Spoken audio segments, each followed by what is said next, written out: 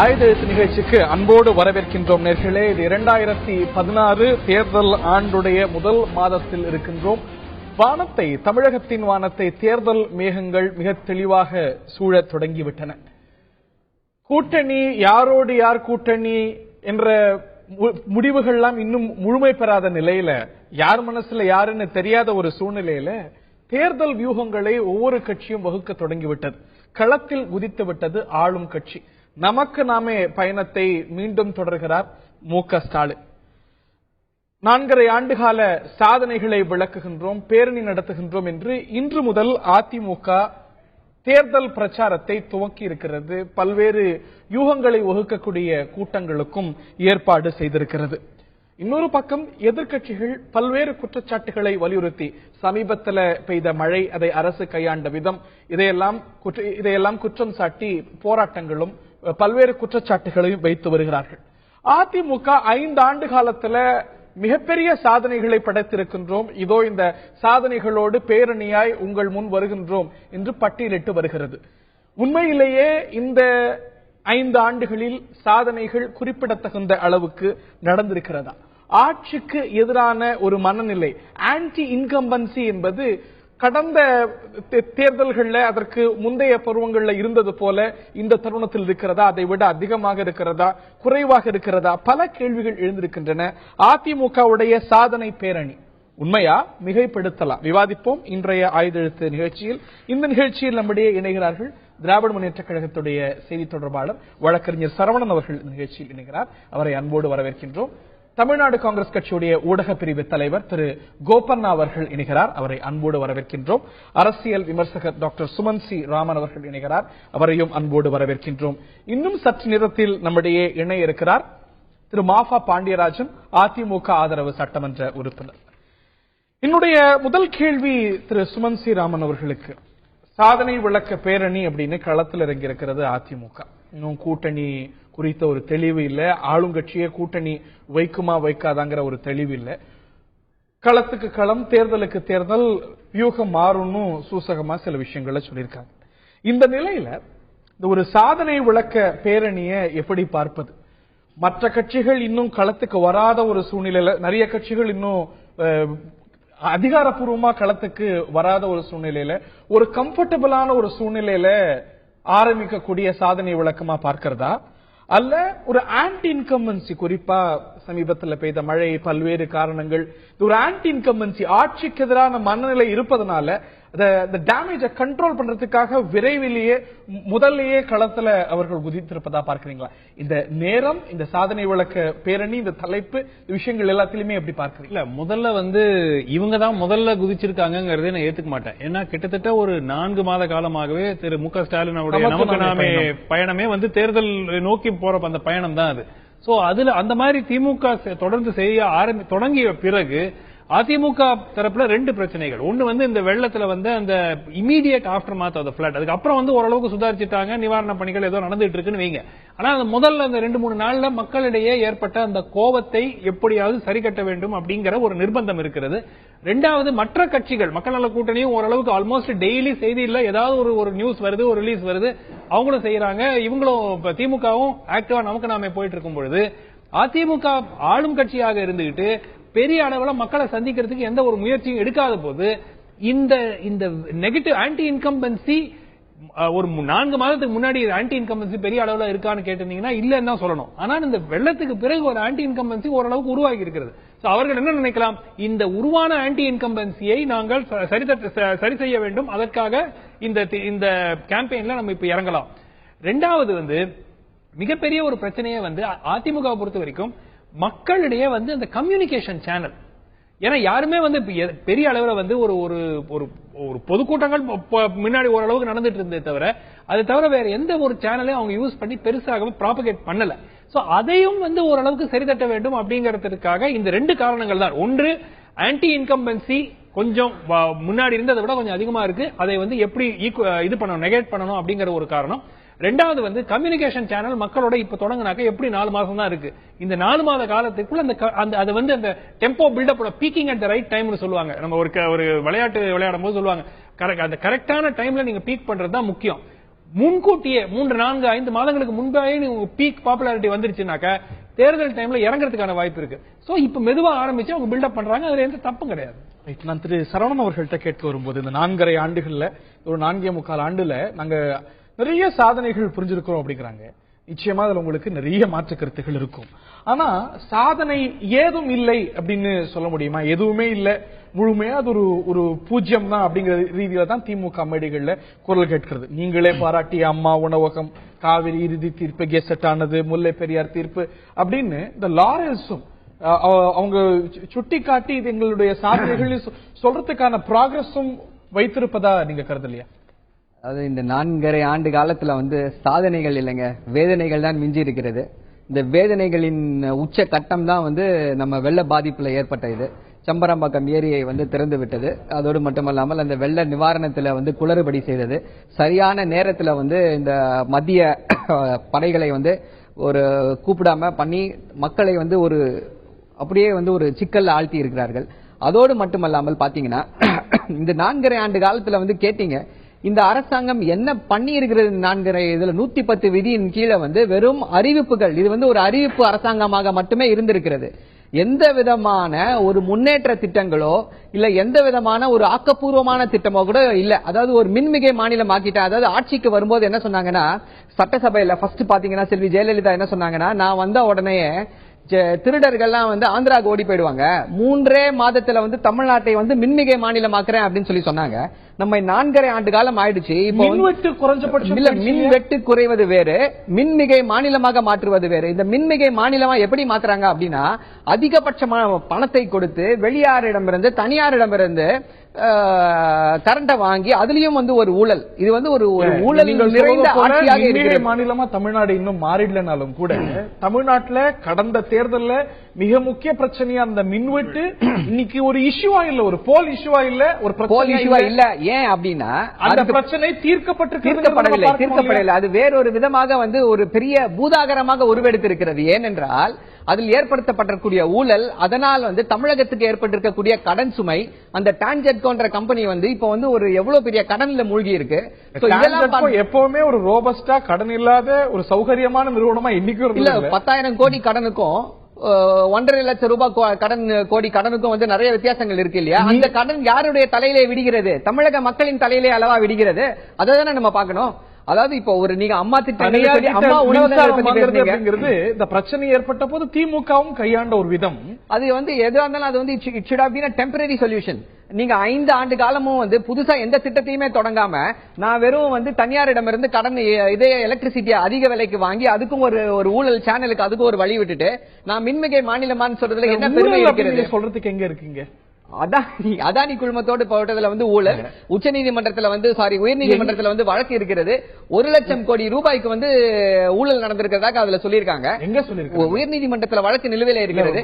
அதாவது அதானி குழுமம் 7 ரூபாய்க்கு நமக்கு அக்ரிமெண்ட் 25 வருஷத்துக்கு போட்டிருக்காங்க. அதே எனர்ஜியை 5 ரூபாய்க்கு மகாராஷ்டிராலையும் அதை விட கம்மியா ஒரிசாலையும் கோட் பண்ணிருக்காங்க.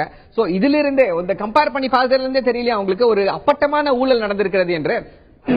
தெரியலையா இல்லாட்டி தெரியுது அப்படிங்கறத தாண்டி எங்க அங்க நிரூபணமா இருக்கிறது? இல்ல இப்ப எப்படி நிரூபணம்? இந்த ஆட்சி நடந்து கொண்டிருப்பது எப்படி நிரூபிக்க முடியும்? நீங்க கோர்ட்டுக்கு போலாம். கோர்ட்டுக்கு போயிருக்காங்க. கோர்ட்ல எந்த 2014 திமுக ஆட்சிக்கு வந்தவன இதை கண்டிப்பாக விசாரிப்பார்கள். அதோடு மட்டும் இதுல இன்னொரு முக்கியமா, அதாவது நீங்க இந்த மாதிரி அம்மா உணவகங்கள் ஆரம்பிச்சாங்க, இது ஆரம்பிச்சாங்கன்னு சொன்னீங்க. ஆனால் அம்மா சிமெண்ட் ஒண்ணு ஆரம்பிச்சாங்க. அந்த இது என்னாச்சுன்றது தெரியல. அதே போல அம்மா இந்த காய்கறி திட்டம்னு ஆரம்பிச்சாங்க. அது எங்க ஃபங்க்ஷன் ஆகுதுன்னு தெரியல. அம்மா பார்மசி மழை காலத்துல கூட பண்ணை பசுமை வீடுகள் அதாவது சென்னை மட்டுமே தமிழ்நாடு கிடையாது இல்லையா? சென்னை மட்டுமே தமிழ்நாடு கிடையாது இல்லையா? அம்மா உணவகம்னா தமிழ்நாட்டுல சென்னையில மட்டும் தானே இருக்கு. 200 கான்ஸ்டிடியூன்சில 200 ஆரம்பிச்ச மாநகராட்சிகளுக்கும் விரிவாக்கப்பட்டு தமிழ்நாடு ஃபுல்லா எங்க போயிருக்காது. சோ இது ஒரு சாதனைகளே கிடையாது, வேதனைகள் தான். நான் திரு பாண்டியராஜன் அவர்கள்ட்ட அவர் மின்சார விஷயத்தை எடுத்தாரு, அதுல இருந்தே ஆரம்பிக்கலாம்னு நினைக்கிறேன். நிச்சயமா மின்சார பிரச்சனை அப்படிங்கிறது குறைந்திருக்கிறது. இந்த எலெக்ஷன்ல ஒரு போல் இஷ்யூவா போன தேர்தலில் இருந்தது போல இல்ல அப்படிங்கறத நான் ஏத்துக்கிறேன். ஆனா இந்த அரசாங்கம் சொன்ன விஷயங்களை, இந்த அரசாங்கமே வைத்த இலக்குகளை மின்சார விஷயத்துல அடையல. மின் நிலைமை அந்த அளவுக்கு சீராகல அப்படிங்கறதானே உண்மை திரு பாண்டியராஜ்? கண்டிப்பா இல்ல. முதல்ல உங்களுக்கு ஓவரால ஒரு ஸ்டேட்மெண்ட். முதல்ல அம்மா கொடுத்த வாக்குறுதிகள், தேர்தல் அறிக்கையில கொடுத்த 150 வாக்குறுதிகள், ஆனா செயல்படுத்தப்பட்டவை அதற்கும் மேல் 5 திட்டங்கள் செயல்படுத்தப்பட்டிருக்கிறது. அதை முதல்ல கவுண்டர் பண்ண விரும்புறேன். இரண்டாவது, நீங்க குறிப்பிட்ட மிகை மாநிலம், அது எந்த நிலைமையில இருந்தோம் இப்ப எந்த நிலைமையில இருக்கோம்னு பாத்தீங்கன்னா மிகப்பெரிய முன்னேற்றம் இருக்கிறது. இன்னைக்கு 8 திட்டங்கள் செயல்படுத்தப்பட்டுக் கொண்டிருக்கின்றன. ஒன்னா என்னைக்கு கமிஷன் ஆகும் டேட் வைஸ் இப்ப ட்ராக் பண்ணிட்டு இருக்கிறாங்க. இது அவர் சொன்ன மாதிரி அடுத்த 5 ஆண்டுகள்ல வரத்தான் வாய்ப்பு இருக்கு. இது இல்லன்னு நான் சொல்லல. ரிலேட்டிவா பார்க்கும்போது முன்னேற்றம் இருக்குதுன்னு ஏத்துக்கலாம். ஆனா இந்த 5 ஆண்டுலயே நடக்கும்னு அவர் சொன்னதில்ல, வேற யாரும் சொன்னதில்ல, நீங்கள் சொன்னது 2011 மின்மிக மாநிலம்னு சொன்னாங்க. சரி, ஸ்பெசிபிக்கா ஃபிக்கி உடைய தொழில் கூட்டத்தில் 5/9/2011 முதலமைச்சர் ஜெயலலிதா சொல்றாங்க, இன்னும் 5 ஆண்டுல 23,140 மெகாவாட் அளவுக்கு இன்ஸ்டால்டு கெபாசிட்டி நிறுவுதிறன் கொண்டு வரப்படும். இன்னைக்கு தமிழ்நாட்டுடைய மின் நிறுவுதிறன் எவ்வளவு பாருங்க. நீங்க 2 விஷயங்களை பார்க்கணும். எத்தனை மெகாவாட் கிரிட்ல இணைக்கப்பட்டிருக்கிறதுன்னு பாத்தீங்கன்னா, சென்ற அரசாங்கம் விட்டு சென்ற காலகட்டத்தில் இருந்து இன்றைய தேதி வரைக்கும் 5100 மெகாவாட் அடிஷனலா கிரிட்ல சேர்க்கப்பட்டிருக்கிறது. முதலமைச்சர் சொன்னது 23,140 மெகாவாட். புரியுதுங்க. இப்ப இருக்கிற திட்டங்கள் 8 திட்டங்கள் இப்ப கமிஷனிங் ஸ்டேஜ்ல இருக்கு. எந்த காலத்திலயும் தமிழ்நாட்டில் 8 திட்டங்கள் கமிஷனிங் ஸ்டேஜ்ல இருந்ததா சரித்திரம் கிடையாது. இன்னைக்கு அது இருக்கு.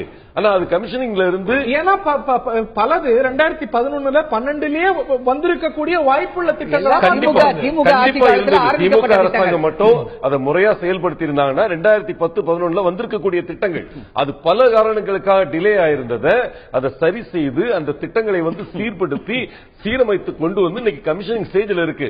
நான் முதல்ல நீங்க சொன்ன ஒரு விஷயத்துக்கு கவுண்டர் பண்ணணும். இங்க பாருங்க, இன்னைக்கு அனைத்து இந்திய அண்ணா திராவிட முன்னேற்ற கழகம் செய்த சாதனைகளை முன்னிறுத்தி 65,616 பேர் ஒரு பூத்துக்கு ஒருத்தர்ன்ற விதத்துல இன்னைக்கு தமிழகம் முழுக்க 50 இடத்துல ஒரு பேரணி நடத்தி ஒவ்வொரு வாக்காளர்களையும் 5,62,00,000 வாக்காளர்களையும் நேர்ல சந்திக்கிறதுக்கு ஒரே நாள்ல ஒரு சைமல்டேனியஸ் எஃபர்ட் இன்னைக்கு நடந்திருக்கு.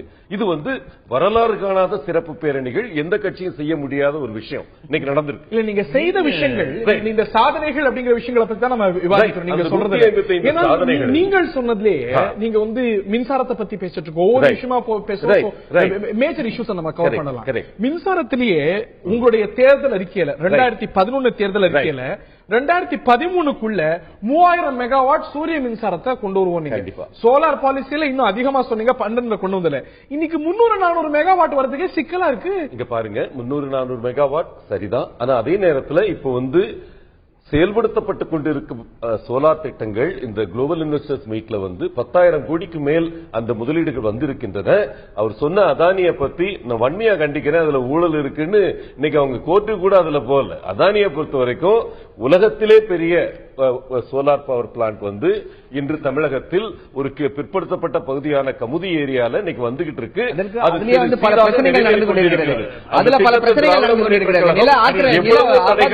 எவ்வளவோ தடைகள் உருவாக்கினாலும் அந்த இடத்துல தடைகள் உருவாக்கினாலும் அந்த 625 மெகாவாட் திட்டம் உன்னதமாக செயல்படுத்தப்பட்டுக் கொண்டிருக்கிறது. இப்ப அறிவித்த திட்டங்கள் அனைத்தும் செயல் வடிவத்துக்கு வரும் பொழுது கண்டிப்பா 3000 என்ன அதுக்கு மேலே போவோம். ஒண்ணுமே மற்றவர்களுடைய எதிர்பார்ப்பு இல்ல, எதிர்கட்சிகளுடைய இலக்கு இல்ல. ஆளும் கட்சி தேர்தல் அறிக்கையில அரசு கொள்கை விளக்கமா வைத்த ஒரு விஷயம், நல்லா கொண்டு வந்தது நம்ம அரசாங்கங்க. அதை சட்ட ரீதியான தடைகளை உருவாக்கி இருக்கிறார்கள் சில எதிர்கட்சியினர். இதை பொறுத்தவரைக்கும் நிறைய பேர் எந்த சட்ட ரீதியான அந்த தடைகளை 15,140 மெகாவாட் ஆட்சிக்கு வந்த பிறகு முதலமைச்சர் ஜெயலலிதா சொன்னது. எவ்வளவு நிறுவனம் புதிதாக இந்த அனல் மின்சார இனத்துல வந்திருக்கு பாருங்க. இந்த 8 திட்டங்களும் நிறைவேறும் பட்சத்தில் 3 திட்டங்கள் 2018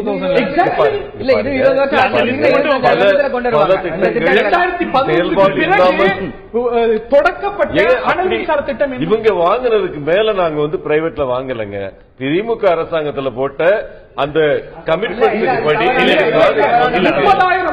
30,000 கோடி அளவுக்கு தனியார் கிட்ட இருந்து மின்சாரம் ப்ரொக்யூர் பண்ணப்படுது அப்படின்னா 30,000 கோடி அளவுக்கு தான் புதிய மின் திட்டத்துக்கு செலவு செய்யப்பட்டிருக்கு. பாருங்க, ஒரு மின் திட்டம் தனியார் துறையில வருது அப்படின்னா 3 காலகட்டங்கள்ல தமிழ்நாட்டுல வந்திருக்கு. இது முதல்ல வந்து பப்ளிக் பிரைவேட் பார்ட்னர்ஷிப்ல அந்த ஸ்கீம் வந்த பொழுது அரசாங்கம் வந்து கமிட் பண்ணனா, பிள்ளை பெருமாள் நல்லூர்ல வந்து நீங்க ஒருத்தர் பிளான்ட் கொண்டு போய் போடுறாருன்னா அவருக்கு இத்தனை வருஷத்துக்கு நாங்க வாங்குவோன்ற கமிட்மெண்ட் கொடுத்திருக்காங்க. திமுக அரசாங்கத்தில் இருந்தப்போ போட்ட ஸ்கீம் அது. அது மாதிரி எண்ணற்ற பிரைவேட் செக்டர் இண்டிவிஜுவல்ஸ் அரசாங்கத்துடைய நம்பிக்கையை வச்சு இந்த இடத்துல வந்து பிளான் போட்டிருக்காங்க. அதனால அவங்க போட்ட அந்த ஸ்கீம், அதனால நாங்க அதை மாத்திடுவோம் அப்படின்னு சொல்லலாம் முடியாது எந்த அரசாங்கமும்.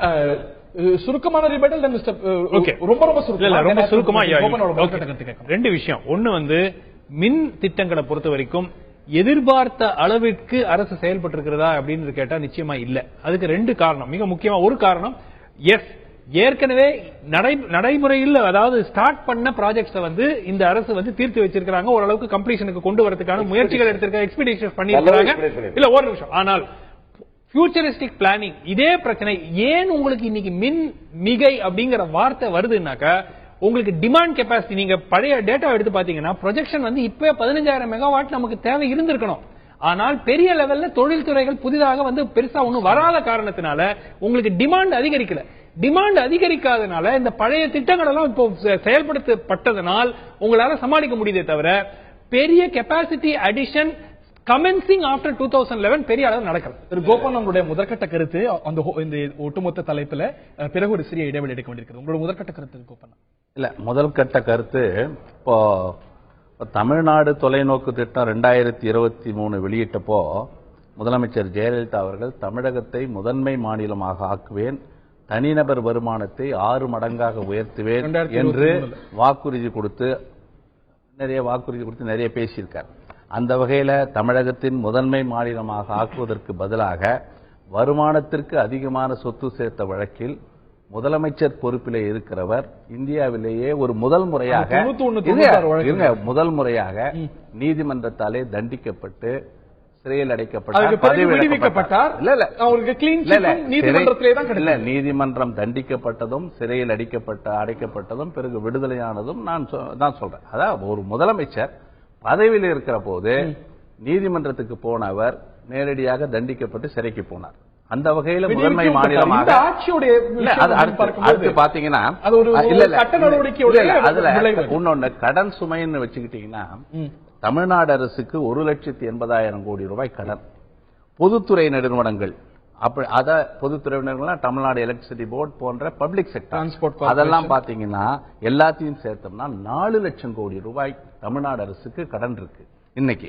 அதே போல இன்னைக்கு 2012-13 மத்திய புள்ளியியல் துறை ஆண்டுக்கான மதிப்பீட்டு அறிக்கையின்படி மாநிலங்களுக்கான வளர்ச்சி வரிசையில் 5வது இடத்தில் இருந்த தமிழகம் தற்போது 18வது இடத்திற்கு தள்ளப்பட்டது. எந்த வருஷம்? 2012-13.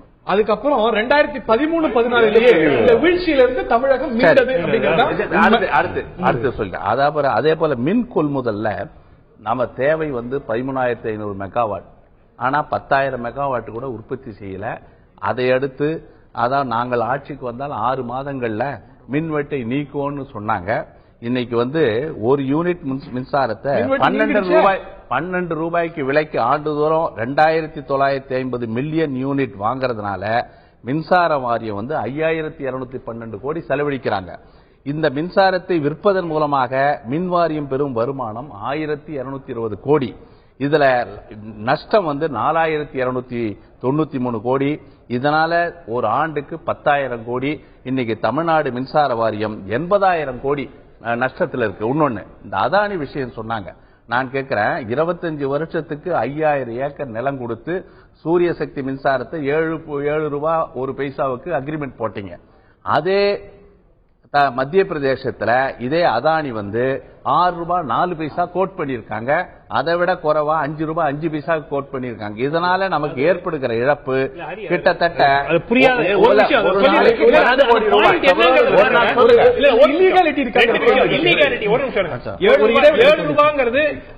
இருக்கலாம். மிக முக்கியமான காரணம் என்னன்னா லேண்ட் அக்விசிஷன் காஸ்ட். இப்போ ஒரு மெகாவாட் சோலார் பவர் உற்பத்தி செய்யறதுக்கு 4 ஏக்கர் நிலம் வாங்கணும். இப்போ ஒரிசால நீங்க நிலம் வாங்குறதும் தமிழ்நாட்டுல நீங்க நிலம் வாங்குறதும் ஒரே ரேட்ல உங்களால நிலத்தை கையகப்படுத்த முடியாது. ஆனாலும் பரவலாக ஒரு கருத்து இருக்கிறது 7 ரூபாய் அதிகம். அது ஆனா இன்னைக்கு வந்து 4 ரூபாய் 75 பைசா இருக்கு. இல்ல 4 ரூபாய் 75 பைசாக்கு ஒரு மாநிலத்தில் அக்ரிமெண்ட் போட்டிருக்காங்க. சோ அந்த வித்தியாசம் வர காரணம் வந்து லேண்ட் அக்விசிஷன் காஸ்ட். அதுவே வந்து தமிழ்நாடு எலக்ட்ரிசிட்டி மார்ச் 31க்கு பிறகு இந்த ரேட் வந்து is going to be revised downwards. So இவர்கள் அதானி குரூப் வந்து மார்ச் 31க்குள்ள அதை கமிஷன் செய்ய முடியவில்லை என்றால் இந்த திட்டத்தை அந்த ரேட் வந்து அவங்களுக்கு கிடைக்காது. அது வந்து குறைக்கப்படும். அது எவ்வளவு குறைக்கப்பட வேண்டும்? அதுல வந்து பகிரங்க ஏலத்தின் மூலமாக மத்திய பிரதேச அரசு 5 ரூபாய் 5 பைசா கிடைக்குது. அதானிக்கு பகிரங்க ஏலத்தில் கொடுக்கப்பட்டதா? ஏன் 2 ரூபாய் ஏற்றி கொடுத்தீங்க? மேலும் பல கேள்விகள் எழுந்திருக்கிறது. இந்த மின்சார விஷயத்தை தாண்டி நம்ம கவனம் பெற வேண்டிய விஷயங்கள் நிறைய.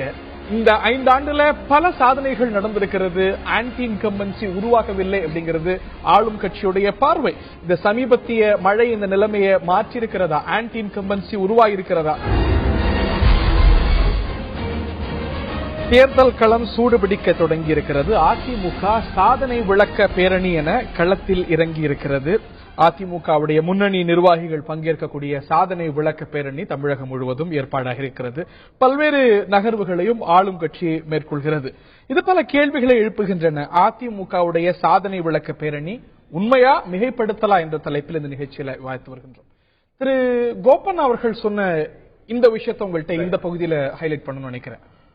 1,80,000 கோடி மாநிலத்துக்கு கடன் அப்படின்னா இது சாதனையா அப்படின்னு கேட்கிறேன்.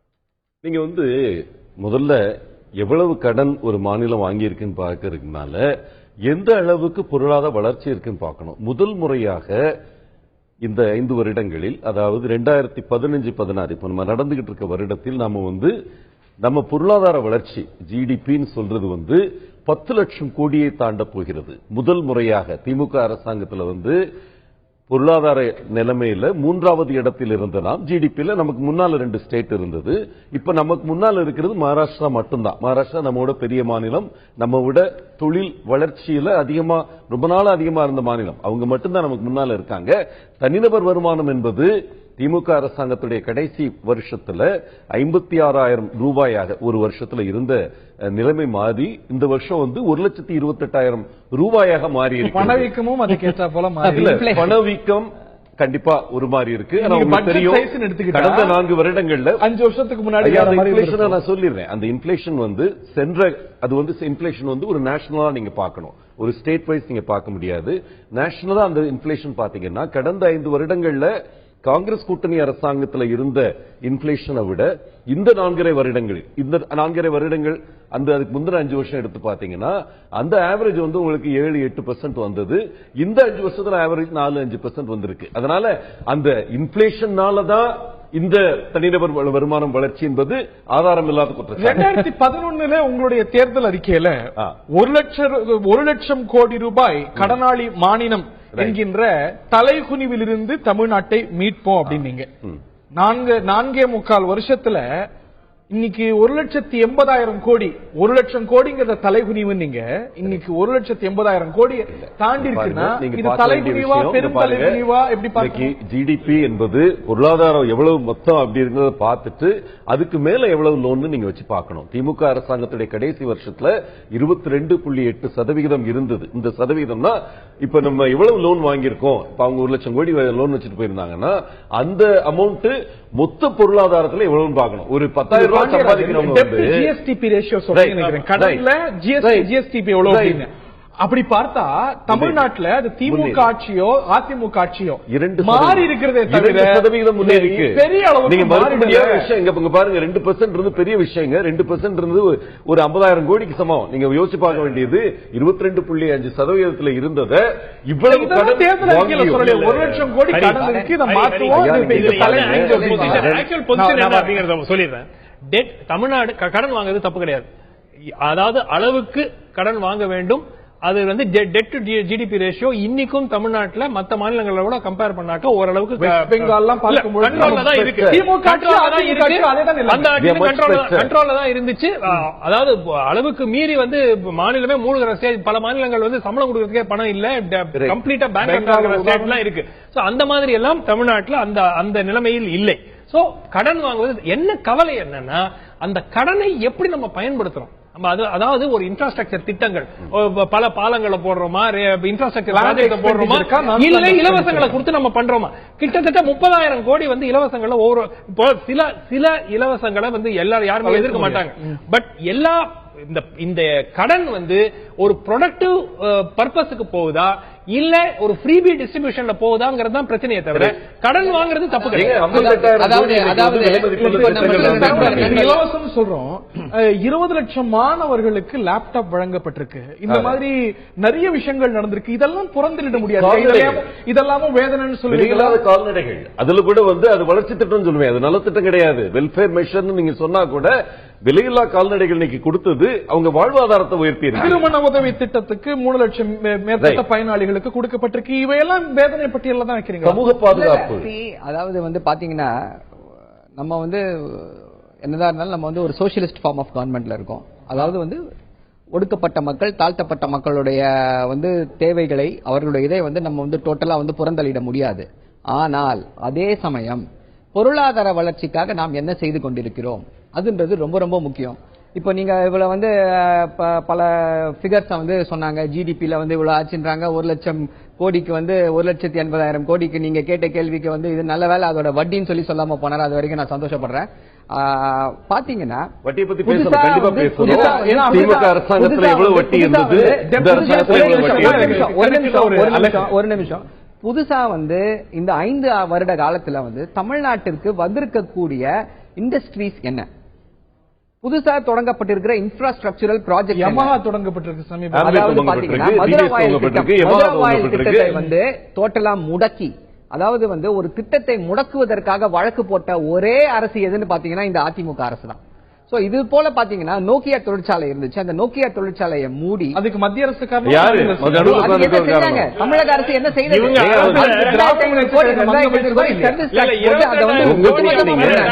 அந்த இருக்கக்கூடிய தொழிலாளர்களுக்கு என்ன செய்தார்கள்? புதிதாக வந்து அதாவது திமுகவில் இருக்கும்போது அபரிதமான வளர்ச்சி. ஐடி இண்டஸ்ட்ரி பாத்தீங்கன்னா ID information super highway OMR ரோட்ல வந்து இன்ஃபர்மேஷன் சூப்பர் ஹைவே கிரியேட் பண்ணி ஃபர்ஸ்ட் டைம் 97ல வந்து ஐடி பாலிசியை உருவாக்கி 99ல டைடல் பார்க்க உருவாக்கி இன்னைக்கு வந்து சென்னை வந்து ஒரு காஸ்மோபாலிட்டன் சிட்டி, ஒரு சாஃப்ட்வேர் ஹப்பா இருக்குன்னா அதுக்கு ஒரே காரணம் வந்து தலைவர் கலைஞர் சிட்டி தொலைநோக்கு திட்டங்கள். இப்ப சொல்றாங்களே இந்த ஜிடிபி growth, இந்த இதெல்லாம் பாத்தீங்கன்னா தமிழ்நாட்டுடைய வளர்ச்சிக்கு வித்திடுவது எதுனா இந்த சாஃப்ட்வேர் எக்ஸ்போர்ட்ஸ் தான். இந்த சாஃப்ட்வேர் எக்ஸ்போர்ட்ஸ் யாருடைய காலத்துல வந்துச்சு? எதனால வந்துச்சு? தலைவர் கலைஞரின் தொலைநோக்கு பார்வையால் மட்டுமே வந்துச்சு. அதுல வந்து இரண்டு ஆளுங்கட்சிகளுக்கும் அதுக்கு கிரெடிட் இருக்கு. தொடர்ந்து ஒரு பாலிசி, இண்டஸ்ட்ரியல் பாலிசி. இன்னொரு விஷயத்துல ஒரு கருத்தை சொல்லியிருக்கேன். அதாவது தொழில் வளர்ச்சி பற்றி நண்பர் பாண்டியராஜன் சொல்றாரு. வேலையில்லா திண்டாட்டம் மார்ச் 31, 2015 நிலவரப்படி தமிழகத்தில் வேலைவாய்ப்பு அலுவலர்களை பதிவு செய்து வேலைக்காக காத்திருப்போர் 85 லட்சம் பேர். அரசு வேலைக்காக காத்துட்டு 85 லட்சம் பேர். அவங்க எல்லாம் வேலை இல்லாதவங்க, அரசு வேலைகளுக்காக அதிக. அதுல வந்து 43 லட்சம் பேர் பெண்கள். அதுல வந்து கிட்டத்தட்ட பின்தங்கிய சமுதாயத்தை சேர்ந்தவங்க 58 லட்சம் பேர் வேலை இல்லாம அரசு வேலைகளுக்காக காத்து. பொறியியல் பட்டதாரிகள் 4 லட்சம் பேர் தமிழ்நாட்டில் வேலை இல்லாம இருக்காங்க. நான் என்ன சொல்றேன், வேலை இல்லாத பட்டதாரிகள் வந்து 85 லட்சம் பேர் இன்றைக்கு காத்திருப்போர் பட்டியலில் இருக்காங்க. இது வளர்ச்சிக்கான அறிகுறியா? கண்டிப்பா.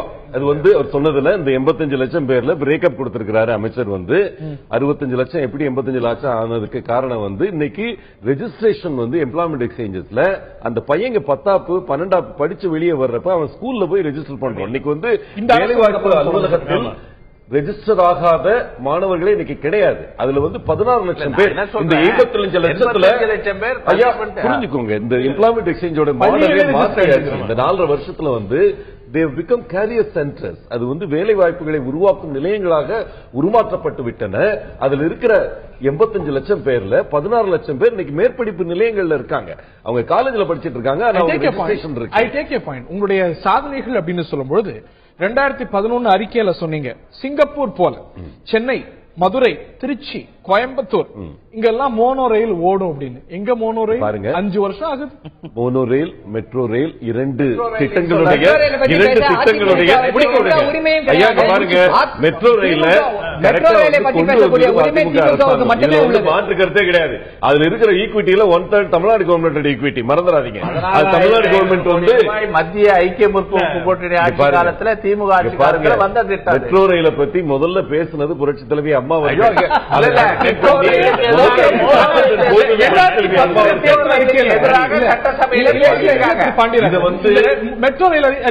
ரயில் வந்து இப்ப பிளாக் ஆஃப் வச்சாலும் உங்களுடைய பெட் ப்ராஜெக்டா நீங்க மோனோ ரயில் இவ்வளவு நகரங்கள்ல சென்னை, மதுரை, திருச்சி, கோயம்புத்தூர் நீங்க சென்னையில கூட காணோம். என்ன பண்ணி பாருங்க, அனைத்து இந்திய அண்ணா திராவிட முன்னேற்ற கழகத்தின் கொள்கை அர்பன் டிரான்ஸ்போர்ட்டை பொறுத்த வரைக்கும் multi modal transport. Multi modal டிரான்ஸ்போர்ட்னா எம்ஆர்டிஎஸ் ஒரு பக்கம் இருக்கணும், மெட்ரோ ஒரு பக்கம் இருக்கணும், மற்ற அம்சங்களுடன் சேர்ந்து இணங்க வேண்டும். மோனோ ரயில் இங்க பாருங்க, மோனோ ரயில் எந்த இடத்துல எந்த சூழ்நிலையில நல்லா இருக்கும் அப்படின்றதுக்காக ஆய்வுகள் நடத்தப்பட்டிருக்கின்றன இந்த அரசாங்கத்தில். கிழக்கு தாம்பரத்துல இருந்து வேளச்சேரி, பூந்தமல்லியில இருந்து கத்திப்பரா, இந்த மாதிரி பாதைகள் வரைக்கும் ஐடென்டிஃபை பண்ணியாச்சு. 2011 கவர்னர் உரையிலையும் இருக்கு. இது வந்து நாங்க வந்து டெண்டர் கோர்றோம் 4 வருஷமா 4.5 வருஷமா. இங்க பாருங்க, டெண்டர் நிலைமையில மோனோ ரயில் வரல. டெண்டர் நிலைமைக்கு வர்றதுக்கு முன்னால 4 ஸ்டேஜ் இருக்கு. ப்ரீ இன்வெஸ்ட்மெண்ட் ப்ராபபிலிட்டி பண்ணாங்க. ப்ரீ இன்வெஸ்ட்மெண்ட் ஃபீசிபிலிட்டி வந்து பண்ணப்பட்டது மோனோ ரயிலுக்காக. அதற்கு அடுத்து வர வேண்டிய ஸ்டேஜ் வந்து டிஏஎஃப்ஆர், அதுக்கப்புறம் டிபிஆர், அதுக்கப்புறம் தான் உங்களுக்கு டெண்டர் விடுற வேலையெல்லாம் ஆரம்பிக்கும். மோனோ ரயிலை பொறுத்த வரைக்கும் அதனுடைய சாத்தியக்கூறுகள் எவாலுவேட் செய்யப்பட்டது. இந்த நேரத்துல மெட்ரோவை சீக்கிரம் முடிச்சு மெட்ரோ முழுவதுக்கு எக்ஸ்டெண்ட் பண்ணி அந்த 65 கிலோமீட்டர் கொண்டு போறது பிரையாரிட்டியா இருக்கு. அரசாங்கம் நடக்கணுமா? இல்லாட்டி மெட்ரோவே வந்து தாமதமாக தான் பணிகள் போயிட்டு இல்ல ஃபர்ஸ்ட் ஃபேஸ்க்கு வந்து கிட்டத்தட்ட டெல்லியில நடந்தது போல, ராஜஸ்தான்ல நடந்தது போல மெட்ரோ விரைவா வரல. 2011 வரைக்கும் திமுக அரசாங்கத்துல மெட்ரோ ரயில் தாமதமாக போயிட்டு இருக்கு. அதுக்கு திமுகவும் பொறுப்பு, அதிமுகவும் பொறுப்பு. டெல்லியில வந்த வேகத்துல வரல. இல்ல டெல்லியில வந்த வேகத்துல வரல. ரெண்டாவது, மோனோ ரயிலை பொறுத்த வரைக்கும் பல வல்லுநர்கள் சொல்லிருக்காங்க, it is not a feasible project. Metro ரயிலே நீங்க எக்ஸ்டெண்ட் பண்ணிக்கங்க, மெட்ரோ ரயில புதுசாக அதை வந்து அரசு ஏற்றுக்கொள்ள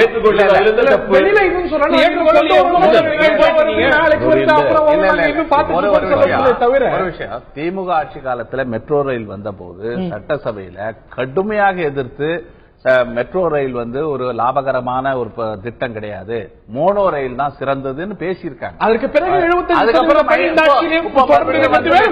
திட்டத்தை நிறைவேற்றாங்க, நான் வரவேற்கிறேன். அது விட்டுருங்க.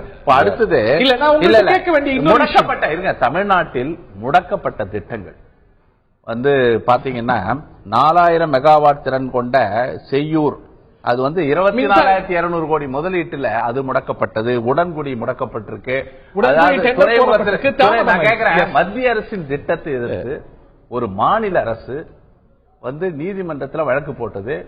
சென்னை உயர் நீதிமன்றம் தமிழ்நாடு அரசுக்கு எதிராக தீர்ப்பு வழங்கியது. அதற்கு பிறகு உச்ச நீதிமன்றத்தில் மேல்முறையீடு செய்கிற இந்த அணுகுமுறை இந்தியாவில் எந்த மாநிலத்திலேயாவது இருக்குமா?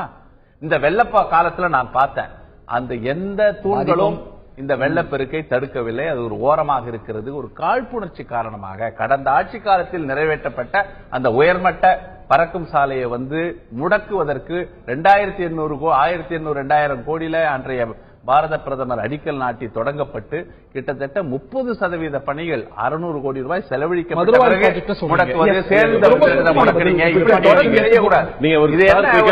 எந்த திட்டங்கள் நிறைவேறிக்குன்னு கேட்டாங்க. இப்ப ரீசெண்டா நடந்த குளோபல் இன்வெஸ்டர்ஸ் மீட்ல கொண்டு வர கமிட்மெண்ட் வாங்கின 2,42,000 கோடி திட்டங்கள்ல ஏற்கனவே பல திட்டங்கள் வந்து எந்த ஸ்டேஜில் இருக்குன்னு தெளிவா அறிக்கை கொடுத்திருக்காங்க. இது பொறுத்த வரைக்கும் பாருங்க, ஒரு இன்ஃப்ராஸ்ட்ரக்சர் ப்ராஜெக்ட் ஒரு மதுரை ப்ராஜெக்ட் யாரும் பாருங்க, இந்த ஒரு டெவலப்மெண்ட் பொறுத்த வரைக்குமே திருமழிசையில ஒரு துணைக்கோள் நகரம் ஒரு சேட்டலைட் சிட்டி வருது. நீங்க என்னாச்சு? 110 அறிக்கையில அறிவிச்சது. மதுரை பக்கத்துல சேட்டலைட் சிட்டி வருது. நீங்க என்னாச்சு? வண்டலூர்ல ஒரு பேருந்து நிலையம் வருது. நீங்க என்னாச்சு? இல்ல இங்க பாருங்க, ஆனது அநேகம் இருக்கின்றன. நீங்க முதல்ல ஆரம்பிச்சது இண்டஸ்ட்ரியை பத்தி ஆரம்பிச்சீங்க. ஆம்பே திறந்து வைக்கப்பட்டிருக்கிறது, டிவிஎஸ் திறந்து வைக்கப்பட்டிருக்கிறது, ஹொசூர்ல உங்க இந்த மல்டிநேஷனல் கம்பெனி இங்க காஞ்சிபுரத்தில் திறந்து வைக்கப்பட்டிருக்கிறது. இது எல்லாமே எல்லாரும் அறிய நடந்த ஒரு விஷயம் தான். புரட்சி தலைவி அம்மா அவர்கள் குளோபல் இன்வெஸ்டர்ஸ் மீட் திறந்து வச்ச அன்னைக்கு 3 பிளான்ட் கமிஷன் ஆச்சு. அதற்கப்புறம் ஆம்பே கமிஷன் ஆயிருக்கு. இது மாதிரி எண்ணற்ற திட்டங்கள், சொன்ன திட்டங்கள்ல 10,000 சொச்சம் ப்ராஜெக்ட்ஸ் நீட்ஸ் திட்டத்துக்கு கீழே வந்த விஷயங்கள். 30 நாள்ல பாருங்க, சிறு சிறு தொழில்கள், ஐயா சிறு தொழில்கள் வரணும் 30 நாள்ல கொடுப்போம் அப்படின்னு சொன்னது உண்மைதான். நாள்ல கொடுப்பேன்னு சொன்னீங்களா? எல்லா ப்ராஜெக்டும் உலக முதலீட்டாளர் மாநாட்டை பற்றி தமிழக முதலமைச்சரோ அரசோ பேசுறதே கிடையாது. காங்கிரஸ் ஆளுகிற கர்நாடகா மாநிலத்துடைய ஆர்பி தேஷ்பாண்டே இன்னைக்கு தெளிவா சொன்னாரு. ஐயா பதிவு பண்ண விரும்புறேன். குளோபல் இன்வெஸ்டர்ஸ் மீட் கர்நாடகாவும் நடத்த நினைத்தது. ஆனா அதை நடத்த முடியாததற்கு காரணம் ஆர்பி தேஷ்பாண்டே அவர்களே இன்னைக்கு சொல்றாரு, கவர்மெண்ட் தமிழ்நாடு கவர்மெண்ட் எங்களுக்கு ஒரு 2000 மெகாவாட் கொடுங்க, இந்த மாதிரி பவர் சிச்சுவேஷன் வச்சுட்டு நான் குளோபல் இன்வெஸ்டர்ஸ் நடத்த முடியாது சொல்லியிருக்காரு. கேட்டு சொல்லுங்க. இங்க பாருங்க, திமுக அரசாங்கத்துல மின்மிகை மாநிலமாக இல்ல 2000 மெகாவாட் கர்நாடகா மாநிலம் மீட்ட ஒதுக்கி வைக்கிறதுக்கு அதை தள்ளி போட்டோம். ஒரு முறையா 2 முறையா இல்ல பாருங்க, சொல்றாரு மின்மிகை மாநிலம் தள்ளி போச்சு.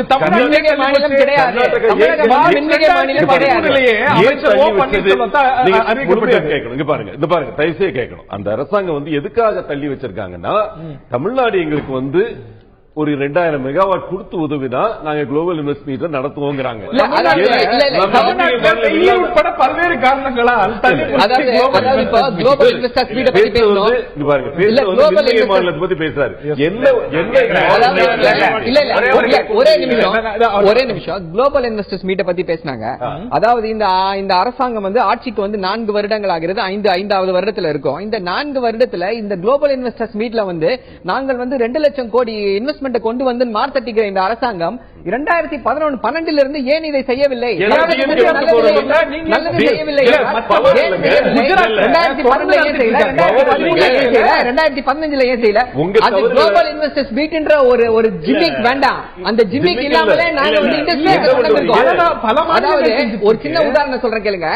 உலகத்துல இன்னைக்கு டாப் மோஸ்ட் தமிழர்னா யார சொல்றோம் அப்படின்னா சுந்தர் பிச்சையை சொல்றோம். கூகுள் சேர்மேனா இருக்காரு, கூகுள் கம்பெனில ஒரு பெரியவரா இருக்காரு. அவர் ஒரு ஆரவாரம் இல்லாம தமிழ்நாட்டுக்கு வந்துட்டு போறாரு. அவரை கூப்பிட்டு சந்தித்து அவரோட எவ்வளவு பெரிய கூகுள் அவர் சொன்னாங்க, ஒரு 5 லட்சம் வேலை வாய்ப்பு வராத தமிழகத்துக்கு தமிழக இளைஞர்கள் பயன்பெற மாட்டாங்களா? அவரை நாம் ஒரு மரியாதை செய்ய வேண்டாமா? நரேந்திர மோடியை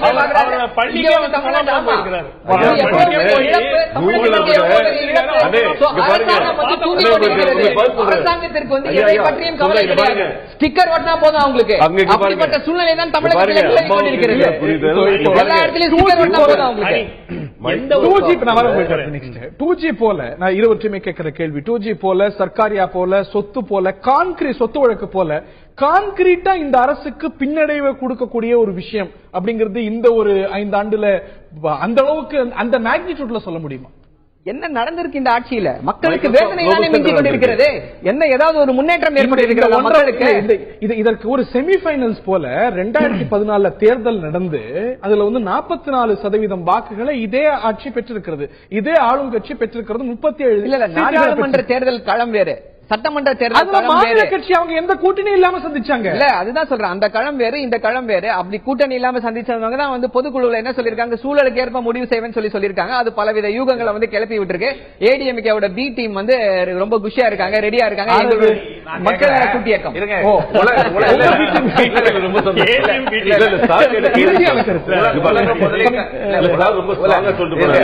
முதலீட்டாளர் மாநாடு நடத்தினாங்க. 100 கோடி ரூபாய் செலவு செஞ்சு. நான் கேட்கிறேன், இவர்கள் ஆட்சிக்கு இவர்கள் முதலீடு செய்து ஒரே ஒரு மெகாவாட் மின்சாரத்தை உற்பத்தி செய்ததாக சொல்ல முடியுமா? இந்த ஜாட் சினிமாஸ் இஷ்யூ எடுத்துப்போம். அது எவ்வளவு பெரிய தாக்கத்தை மக்களிடம் ஏற்படுத்தியிருக்கிறது. அது போச்சு. அதற்குதான் லோக் ஆயுக்தா கொண்டு வர வேண்டும் என்று சொல்கிறோம். இந்த அரசாங்கம் வந்து லோக் ஆயுக்தாவை வந்து கொண்டு வராமல் வந்து உயர் நீதிமன்றம் வந்து உத்தரவிட்ட பிறகும் லோக் ஆயுக்தாவை வந்து கொண்டு வராமல் நாங்க கொண்டு வரோம். நிலைப்பாடு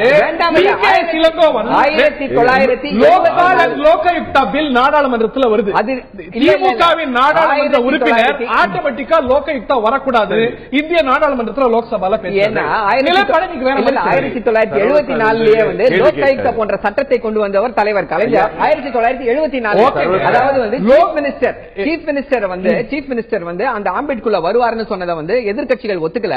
அது இல்லாம அதுல ஒரு முக்கியமான சரத்து இருந்துச்சு. அதாவது வந்து 5000 யார் வந்து பொய்யான புகார் கொடுக்குறாங்களோ அவங்க வந்து தண்டனை கொடுக்குறாங்க. அந்த ஒரே காரணத்தினால வந்து லோகாயுக்தா வந்து தமிழகத்துக்கு வந்து வராமலே போயிடுச்சு. இவருக்கான வாய்ப்பு மத்திய அரசாங்கத்துடைய லோக்பால் லோகாயுக்தா பில் மூலமா வந்தது. திராவிட முன்னேற்ற கழகம் நாடாளுமன்றத்தில் எடுத்த நிலைப்பாடு ஆட்டோமேட்டிக்கா லோகாயுக்தா உருவாகக்கூடாது, மாநில சுயாட்சிக்கு எதிரானது. இல்ல அந்த இதெல்லாமே வந்து இப்ப வாட்டர் டவுன் பண்ணிட்டாங்க. இப்ப வந்து கம்பல்சரியா வந்து லோக் ஆயுக்தா எல்லா ஸ்டேட்லயும் இருக்குன்னு சொல்லிட்டாங்க. உச்ச நீதிமன்றம் வந்து உத்தரப்பிரதேசத்துல அவங்களே ஆர்டர் பண்ணி லோக் ஆயுக்தாவை கொண்டு வந்திருக்காங்க. லோக் ஆயுக்தா இந்த ஜாட் சினிமாஸ் இஷ்யூ எல்லாம் ஆட்டோமேட்டிக்கா வெளியில வரும். நீங்க இறுதியான கருத்து, நேரம் ரொம்ப குறைவா இருக்குங்க. நீங்க பல குற்றச்சாட்டுகளை வச்சிருக்கீங்க, ஆனா எதுவுமே உங்களால அடுத்த கட்டத்துக்கு எடுத்துட்டு போக முடியல. நீங்க வைப்ரண்டா இந்த அரசாங்கத்தை குற்றம் சாட்டிருக்கீங்க பல விஷயங்கள்ல. ஒரு வைப்ரண்டான அப்போசிஷன் கட்சியில உங்களுடைய கட்சியும் இருந்திருக்கிறது. ஆனா இந்த அமைச்சர் இவ்வளவு கோடி ரூபாய் பதுக்கி வச்சிருக்காருன்னு மக்கள் பேசுறாங்க, இவரவற்றை இவ்வளவு காசு வாங்கிட்டாருன்னு சொல்றீங்களே தவிர அடுத்த கட்டங்களுக்கு உங்களால எடுத்துட்டு போக முடியல. அடுத்த கட்டம் சொல்றேன், ஆளுநரிடம் சந்தித்து இந்த ஆட்சி மீது 25 ஊழல் குற்றச்சாட்டுகளை நாங்கள் பட்டியல் கொடுத்தோம். ஆளுநர் நடவடிக்கை எடுக்க வேண்டும் என்று கோரினோம். அந்த ஆளுநர் நடவடிக்கை எடுக்காத காரணத்தினாலே நாளைக்கு தமிழ்நாடு காங்கிரஸ் கமிட்டி தலைவர் சத்தியமூர்த்தி பவனில் 25 ஊழல் குற்றச்சாட்டுகளையும் பகிரங்கமாக பத்திரிகையாளர் சந்திப்பில் வெளியிட போறோம். பத்திரிகையாளர்கள் சந்தித்து வெளியிடுறது இருக்கட்டும். கொக்கோ கோலா விவகாரம் நீங்க அமைச்சர் பதுக்கி கோடி கணக்கில் படுகொலையை விட இந்த முத்துக்குமாரசாமி படுகொலையை முதலாக பத்திரிகையாளர் சந்திப்பில் கூறியவர் தலைவர் EVKS. இன்னைக்கு அதனால ஒரு அமைச்சர் அக்ரி கிருஷ்ணமூர்த்தி பதவி நீக்கம் செய்யப்பட்டு சிறையிலே அடைக்கப்பட்டிருக்கார். இது ஊழலுக்கு எதிரான போராட்டத்திற்கு கிடைத்த முதல் வெற்றி இல்லைங்க. அதனால இந்த ஆட்சியில் நிரூபிக்க முடியும்.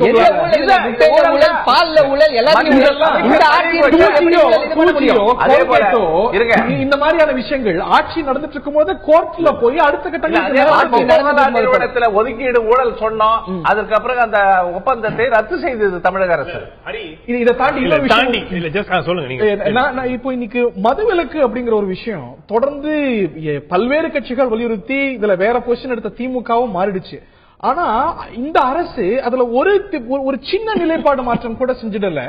இது இந்த அரசுக்கு பின்னடைவா அமையாதா? இது ஒரு எலெக்ஷன் நெருங்கக்கூடிய சமயத்துல இது தேர்தலை அப்படியே மாற்றக்கூடிய ஒரு இஷ்யூவாக நான் மதுவிலக்கு பார்க்கல. மதுவிலக்கு அப்படிங்கிறது நிச்சயமாக ஒரு செக்மெண்ட் ஆஃப் சொசைட்டில நிச்சயமா ஓரளவுக்கு பாதிப்பு ஏற்படுமே தவிர, என்னுடைய எதிர்பார்ப்பு இந்த அரசு வந்து தேர்தலுக்கு நெருங்குற காலத்துல சில மெஷர்ஸ், சில நடவடிக்கைகள், அதாவது limiting number of shops, timing குறைக்கிறது, இந்த மாதிரி சில நடவடிக்கைகள் நிச்சயமாக இந்த அரசு எடுக்கும் அப்படிங்கிறது என் நம்பிக்கை. ரெண்டாவது விஷயம், எந்த ஒரு அரசு எடுத்தாலும் நிறைகள் இருக்கும், குறைகள் இருக்கும். எந்த ஒரு அரசு எடுத்தாலும் நீங்க டோட்டலா எல்லாமே குறைகள் எல்லாமே நிறைகள் சொல்ல முடியாது. இந்த அரசு பொறுத்த வரைக்கும் சோசியல் செக்யூரிட்டி, அதாவது வெல்ஃபேர் ஸ்கீம்ஸ், சமுதாய பாதுகாப்பு திட்டங்கள்லாம் வந்து ஓரளவுக்கு நல்லா செஞ்சிருக்காங்கன்னு ஒத்துக்க வேண்டிய ஒரு விஷயம். எங்க வந்து மிகப்பெரிய பிரச்சனைகள்னா டான்ஜெட்கோ மின்சார வாரியத்தினுள்ள இன்னும் கொஞ்சம் போக்கஸ் பண்ணிருந்தாங்கன்னா, புது திட்டங்கள் தொடங்குறதுக்கு நடவடிக்கை எடுத்திருந்தாங்கன்னா அதை வரவேற்றிருக்கலாம். அதே சமயம் இன்ஃப்ராஸ்ட்ரக்சர் ப்ராஜெக்ட்ஸ், புதிய இண்டஸ்ட்ரி கூட ஓரளவுக்கு நம்ம ஏத்துக்கலாம். ஏன்னா உலகம் அளவுல ஒரு ஸ்லோ டவுன் இருந்திருக்கு கடைசி 2 ஆண்டு காலத்துல. பெரிய எக்கனாமிக் growth எங்கேயுமே உலகத்துல இல்ல. சோ அதனால வந்து அது கூட ஓரளவுக்கு நம்ம அட்ஜஸ்ட் பண்ணிக்கலாம். எலக்ட்ரிசிட்டி போர்டினுடைய பெர்ஃபார்மன்ஸ் நிச்சயமாக வந்து இந்த அரசு வந்து உண்மையாக பரிசீலிக்க வேண்டிய ஒரு விஷயம். இன்னும் ஒரு குற்றச்சாட்டு முன்னாடி முன்னெடுத்து போறேன். எதிர்க்கட்சிகள் வைக்கக்கூடிய விமர்சனம், முதலமைச்சர் மக்களை சந்திக்கிறது இல்ல, பத்திரிகையாளர்களை சந்திக்கிறது இல்ல, இந்த ஒரு ஆக்சசிபிலிட்டி இல்ல அப்படிங்கிற ஒரு பார்வை இருக்கு. அது ஒரு பின்னடைவா பார்க்கிறீங்களா, இல்ல அது எப்படி பார்க்கறீங்க? ஆக்சசிபிலிட்டி ஒண்ணு, கம்யூனிகேஷன் சேனல். இப்போ வந்து இப்ப முதலமைச்சர் வந்து நேரடியாக எல்லா விஷயங்களும் விளக்க வேண்டிய அவசியம் இல்லை என்று எடுத்துக்கொண்டால் வேற யாராவது சீனியர் பீப்புள் அந்த அரசுல வந்து விளக்குனாங்கன்னா பரவாயில்ல. இப்ப இந்த பிளட்டுக்கு அப்புறம் பார்த்தோம் ஒரே அமைச்சர்கள் வந்து பெரிய அளவில் நிருபர்களை தினமும் சந்தித்து ஒரு பிரீஃபிங் கொடுக்கிறது அடிக்கடி அந்த மாதிரி இருந்தாக்க நிச்சயமா இதை வந்து கம்யூனிகேஷன் பர்டிகுலர்லி இந்த லாஸ்ட் இந்த பிளட்டுக்கு அப்புறம் வந்து ஆக்சுவலா என்னன்னா இதே சிச்சுவேஷன் தான் 2-3 வருஷமாவே இருந்தாலும் நம்ம பெரிய அளவுல மீடியாவும் நம்ம அதை பெருசா ஹைலைட் பண்ணல. இது இந்த வெள்ளம் நடந்த பிறகு வந்து இது நமக்கு நேரடியாக பெரிய அளவுல நம்ம ஒரு அதை தோடுறது இருக்கு. The very fact that Thiru Pandiyarajan is probably the most recognized ADMK spokesman and he is not even in ADMK. நல்லது பண்றீங்க. இல்ல அப்படினா அது எப்படி அந்த கம்யூனிகேஷன் சேனல் இருக்குன்னு ஒரு விஷயம் சொல்றதுக்கு கொஞ்சம் பாண்டியராஜன் பதில் சொல்லணும். ஒரே விஷயம் அதாவது தமிழகத்தில் முதலமைச்சர் ஜெயலலிதா ஆட்சியை நடத்துவதும் கட்சியை நடத்துவதும் அங்கே ஜனநாயகமோ அல்லது கேபினெட் சிஸ்டம் ஆஃப் கவர்மெண்ட் ஒரு அமைச்சரவை எப்படி செயல்படணும், முதலமைச்சர் எப்படி செயல்படணும், அமைச்சரவை கூட்டம் நடக்கிறது இல்ல, அமைச்சர்கள் முதலமைச்சரை பார்க்க முடியாது. நான் கேட்கிறேன், ஒரு சட்டமன்ற உறுப்பினர் முதலமைச்சரை பார்க்க முடியுமா இந்த ஆட்சியில? எப்ப பார்க்கலாம்? பொதுக்குழுல பார்க்கலாம், செயற்குழுல பார்க்கலாம். ஒண்ணு. ரெண்டாவது, அன்றைக்கு பொதுக்குழு கூட்டத்துல நீங்க பாத்தீங்கன்னா இந்த மாதிரி 350 பேனர்களை அடுக்கி வைத்த மாதிரி இதை பார்க்கிற முதலமைச்சர் முகம் சுளிக்க வேண்டாமா? இது போல ஒரு விளம்பரம் ஒரு தனக்கு கொடுப்பதை அவர் வெறுக்கணும். ஏன் அந்த மனநிலை கழக உடன்பிறப்புகள் 263 பேருக்கு இரங்கல் தீர்மானம் நிறைவேற்றினாங்களே, 600க்கும் மேற்பட்டவர்கள் இறந்த போது அவர்களுக்காக ஒரு இரங்கல் தீர்மானம் நிறைவேற்றிய இது என்ன முதலமைச்சர் தனி வரிசையெல்லாம் எடுத்துக்கிட்டது அனைத்து இந்திய அண்ணா திராவிட முன்னேற்ற கழக அரசின் சாதனைகள். இந்த சாதனையை பொறுத்த வரைக்கும் அண்ணன் சொன்னாங்க, கூகுளை பத்தி பேசினாங்க. மைக்ரோசாப்ட் இது வரைக்கும் உலகத்திலே அவங்க அமெரிக்காவுக்கு அடுத்து அவங்க கிளவுட் சென்டர் போடணும்னு முடிவு எடுத்தப்போ அவங்களுடைய இதயம் போன்ற அந்த கிளவுட் சென்டரை சூஸ் பண்ண இடம் சென்னை. கூகுள் சுந்தர் பிச்சை கால்பாடா வந்தார், அவர் பார்க்கல அப்படின்னு சொல்றது தப்பான அலிகேஷன். கிளீனா இங்க வர்ற தொழிலதிபர்கள் எல்லாம் குளோபல் இன்வெஸ்டர்ஸ் மீட்ல சிவநாடார் 6000 கோடி கமிட் பண்றாரு. இன்னைக்கு மதுரையில் அவங்க யூனிட் ஆரம்பிச்சிட்டாங்க. மதுரைக்கு தெற்க 6000 கோடி இன்வெஸ்ட் பண்ண போறேன், 60,000 பேருக்கு வேலை கொடுக்க போறேன்னு சொன்னாரு. அந்த வார்த்தையை காப்பாத்தி இன்னைக்கு ஆரம்பிச்சிட்டாரு. ஆம்வே 550 கோடிக்கு இப்ப நிலக்கோட்டையில 1000 பேருக்கு வேலை கொடுத்திருக்காங்க. டிவிஎஸ் கொசூர்ல, இங்க ஹோண்டா காஞ்சிபுரம் பக்கத்துல எத்தனை திட்டங்கள் நிறைவேற்றி இருக்குது. வளர்ச்சி திட்டங்களை பொறுத்த வரைக்கும் இண்டஸ்ட்ரியல் வளர்ச்சி. நீங்க உத்தரவாதம் கொடுத்து செயல்பாட்டுக்கு வராத ஒவ்வொரு குடும்பத்துக்கும் 20 லிட்டர் தண்ணி வழங்குவோம் அப்படிங்கிற மாதிரி செயல்படாத 4-5 ஆண்டுகள் ஆகியும் செயல்படாத உத்தரவாதங்களும் இருக்குங்கிறது நீங்க 4 திட்டங்கள் 155 கொடுத்திருக்கிறதுல 4 திட்டங்கள். அந்த 4 திட்டங்களும் இந்த 4 மாசம் இருக்கு. கண்டிப்பா அம்மா வேலைவாய்ப்பு திட்டம், அம்மா திறன்வளர்த்த திட்டம், இந்த ஒண்ணு முக்கியமான இது இன்னும் 1 வாரத்திலே 2 வாரத்திலே அது செயல்பட போகுது. உங்களுக்கு தெரியும். பாருங்க, நீங்க 155 சொன்ன விஷயத்துல 151 செய்த ஒரு அரசாங்கத்தை அதற்கு மேலும் சொல்லாத திட்டங்கள். இப்ப அம்மா கிட் சொல்லல, அம்மா பொக்கிஷம் பிறந்த பிள்ளைகளுக்கு 1000 ரூபாய்க்கு அந்த கிட் கொடுக்கிறது அவங்க தேர்தல் அறிக்கை சொல்லல, ஆனா செயல்படுத்திருக்காங்க. இது மாதிரி இறுதியா பாத்தீங்கன்னா முக்கியமான கருத்து என்னன்னு சொன்னா, இந்த மது விலக்க பத்தி பேசுனீங்க. அதாவது இந்த ஆட்சியின் அவலத்தை மக்களிடையே அப்படியே படம் பிடித்து காட்டக்கூடிய ஒரு பிரச்சனை தான் இந்த மதுவிலக்கு பிரச்சனை.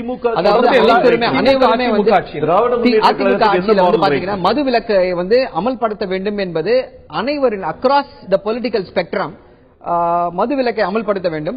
அனைத்து தாய்மார்களின் இது பொதுமக்களின் தெளிவான கருத்து மதுவிலக்கை அமல்படுத்த வேண்டும். ஆனால் மழை வெள்ளத்திலே பால் கிடைக்காமல் தவித்த பொழுது கூட இந்த டாஸ்மாகை ஓபன் செய்து அனைவருக்கும் டாஸ்மாகை வித்துக் கொண்டிருந்தார்கள். டாஸ்மாக ஏன் வித்துக்கிட்டு இருக்காங்க அப்படின்னு பாத்தீங்கன்னா அதற்கு ஒரே காரணம் மிடாஸ் என்ற அந்த நிறுவனம். மிடாஸ் என்ற நிறுவனம்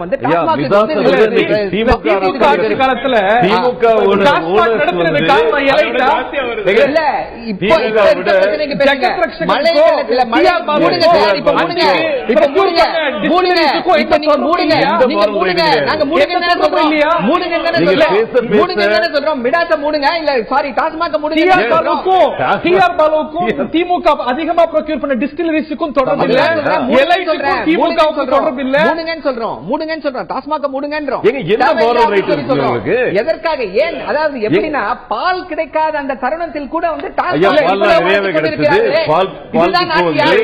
இதுல மது விலக்குல ஒரு சின்ன மனமாற்றம் கூட அரசாங்கத்துக்கிட்ட இல்ல அப்படிங்கறதான் குற்றச்சாட்டு. நேரம் ரொம்ப குறைவா இருக்கு. மெனி இஷ்யூஸ் வரைக்கும் ஓவராலா வந்து இந்த அரசாங்கத்துடைய 4.5 வருட புரட்சித் தலைவி அம்மா அரசின் சாதனைகள் மது மிக மிக பெரிய அளவுல இருந்திருக்கு. இங்க பாருங்க, மது அப்படின்ற ஒரு விஷயத்தை மட்டும் நீங்க குறுக்கே அதுல ஏன் ஒரு சின்ன மனமாற்றம் கூட அரசுகிட்ட இல்ல? ஒரே காரணம் மிடாஸ். இங்க பாருங்க, ஒரு மனமாற்றம் கூட நிகழவில்லை என்றால் மிடாஸ் தான் அதுக்கு காரணம். இந்த பிரச்சனையை போற ஆர்டர் வந்து பாருங்க, மக்கள் பார்த்துட்டு தான் இருக்காங்க. யார் இதை பத்தி சொல்றாங்க, யார் மதுவை கொண்டு வந்தாங்களோ அவங்க மாத்திக்கலங்கிற கேள்விதான். பாருங்க, எப்ப வந்து அது மாற்றப்பட வேண்டுமோ அப்ப வந்து கண்டிப்பா மனிதநேய உணர்வுடன் அது மாற்றப்படும். இங்க பாருங்க, அது மாற்றப்பட வேண்டிய விஷயமா எந்த அளவுக்கு அது வந்து துளி கூட நிறைய ஷாப்ஸ் வந்து இன்னைக்கு ஹைவேஸ்ல இருந்து எடுத்து கொண்டு போயிட்டாங்க. அது உத்தரவு ஹைகோர்ட் போட்டதுன்றது நிஜம்தான். ஆனா வந்து இன்றைக்கு வந்து நேஷனல் ஹைவேல இருக்கக்கூடிய அதுக்கு பிறகு இலக்கு நிர்ணயிக்கப்பட்டிருக்கிறது. அதற்கான ஆதாரத்தை இதே தொலைக்காட்சியில் நம்ம பார்த்திருக்கிறோம். அப்படின்றது இங்க பாருங்க, எந்த அளவுக்கு மது நமக்கு தமிழ்நாட்டில் விக்கிறதுல ஃபால் இருந்திருக்குன்றதும் மீடியா வந்து வெளிச்சம். கர்நாடகாவில் இருக்கிற நான் சொல்றேன், இப்ப ஓங்கி பேசுறாங்க காங்கிரஸ்காரங்க. கர்நாடகாவில் இருக்கிற பெர் கேபிட்டா கன்சம்ஷன் ஆல்கஹால் வந்து தமிழ்நாட்டோட அதிகம். இது ஏன் யாரும் பேச மாட்டேங்கிறீங்க? ஒரு விஷயம், இன்னைக்கு பஞ்சாப்ல அதிகம், மற்ற மாநிலங்களோட தமிழ்நாடு சிறப்பா இருக்கு. இதெல்லாம் நம்ம வந்து ஒரு இது பண்ணப்படுது.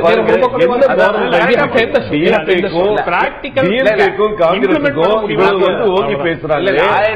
கர்நாடகாலையும் கேரளாலையும் ஏன் செய்ய மாட்டேங்கிறாங்க? 1937 நாங்க வந்து மதுவிலக்கு கொள்கையை கடைபிடித்தவங்க 67 வரைக்கும் வந்தது. 71 டிஎம்கே 72 வந்தாலும் 2 ஆண்டுகள் அவங்க அதை வந்து திரும்பவும் அந்த ரத்து செய்தார்கள். மறுபடியும் எம்ஜிஆர் முதலமைச்சராக வந்த பிறகுதான் தமிழ்நாட்டில் சாராய சாம்ராஜ்யம் உருவாக்கப்பட்டது. இதெல்லாம் மறக்க முடியாது.